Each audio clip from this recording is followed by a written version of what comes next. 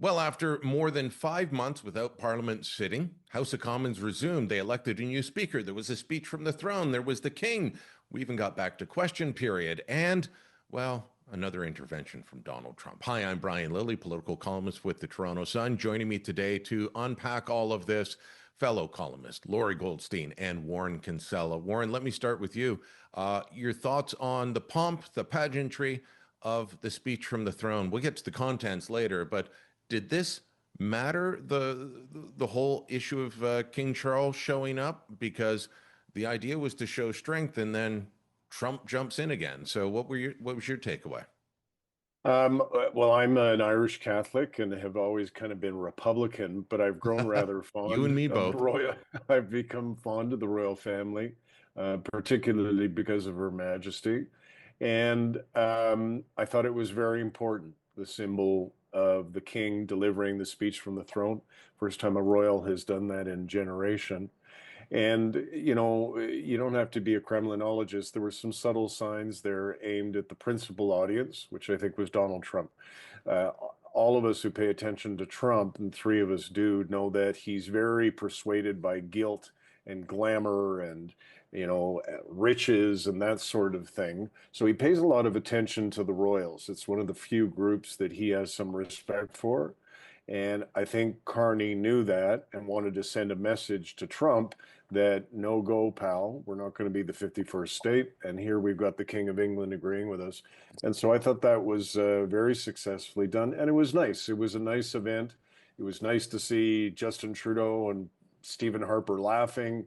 It was nice to see, at least for one day, everybody getting along and focused on the matter of state and focused on the sovereignty of Canada.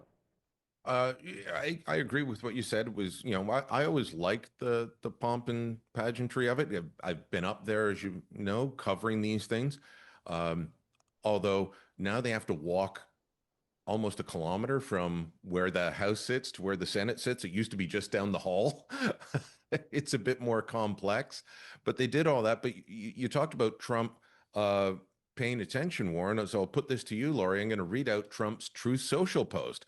I told Canada, which very much wants to be part of the fabulous Golden Dome system, that it will cost $61 billion if they remain a separate but unequal nation. But it will cost $0 if they become our cherished 51st state. They are considering the offer. That was put out at 5:41 p.m. Eastern on the same day that King Charles read the throne speech. So he received the message and he returned with one of his own. Exactly. And I mean, it just shows what Warren said, that Trump follows the royals and cares about what they say. You know, so what's happened now is that we've gotten this, join the United States again. But I really think, at this point, there has to be a Trump discount on these things. Um, uh, I guess he felt that Carney and was somehow maneuvering against him by having King Charles there, and he felt he had to respond. But his response was irrational. We're going to get the Golden Dome, which is a missile defense system based partially on Reagan's Star Wars, which never came to fruition, and the Iron Dome of Israel to stop Hamas rockets. And that's what they're talking about. And it's a multi-billion-dollar plan. It's going to take years to implement. But for Trump to argue we'd get it for free if we joined the United States is absurd. We'd become U.S. taxpayers, and we'd Yes. pay for it along with everybody else. In terms of the hysteria component, though, Bob Ray, our ambassador to the UN, tweeted that, well, is this like a protection racket, where he's saying, you have to join, and like, come on, Bob Ray like should know better than that. Yeah, he shouldn't have done that. exactly, and like, I saw a clip of Senator Tommy Tuberville of Alabama. He's on the Defense Services Committee in the Senate, and he's on with Larry Kudlow on Fox. And Kudlow asks him about, Canada. So will Canada become the 51st state now to get the Golden Dome? And Tuberville just walked past that and talked about the need for this missile defense system, the need to have Canada as part of it, that it makes sense for Canada to join, and Canada's Yeah. a strong partner. He just ignored it did what Yeah. you would call the Trump discount, and he's a Republican. And the other point is that Bob Ray knows that we have NORAD. NORAD is a missile defense system. Along with we've cooperated with the Americans for that on years. They're renovating it. Multi-billions dollars are going to be spent by the United States and Canada. So judge the Golden Dome on whether it's realistic and whether it will work and what the price tag will be. But if we're going to just, if people in Ottawa are going to blow their heads off every time Trump says something, we're not going to get anywhere on these issues. And we should. The test for the Golden Dome is, one, will it work? And two, what will it cost us? Brian, if I can jump in on that, Yeah. as you guys know, I just got back from Israel, and my departure from Israel was delayed by a Houthi missile hitting the airport, and it penetrated the Iron Dome that Israel has. Israel is the size of New Jersey, and even in that case, their ability to prevent every missile and rocket from landing is not 100%.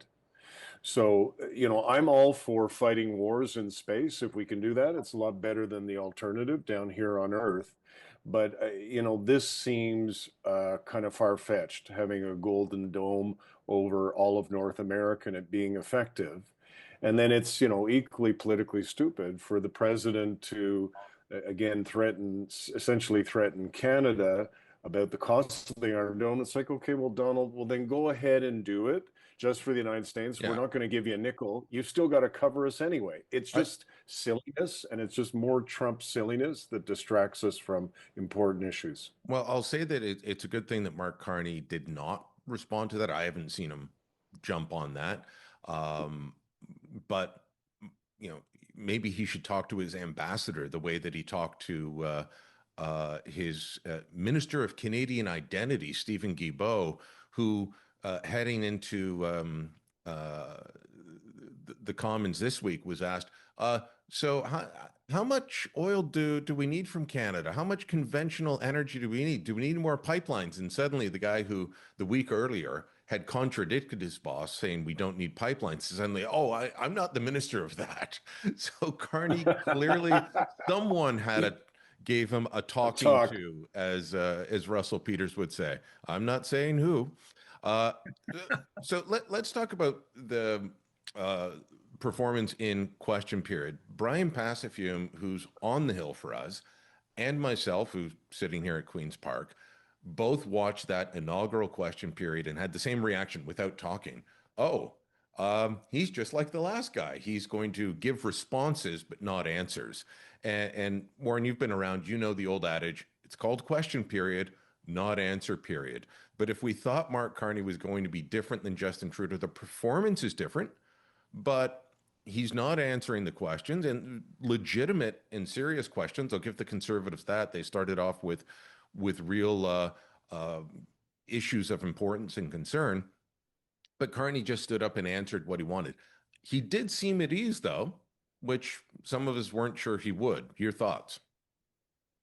I confess I have gotten prime ministers and premiers and ministers ready for question period, and the objective is never to answer the question that is asked, because the question that is asked is damaging. So it's just like what we deal with as journalists.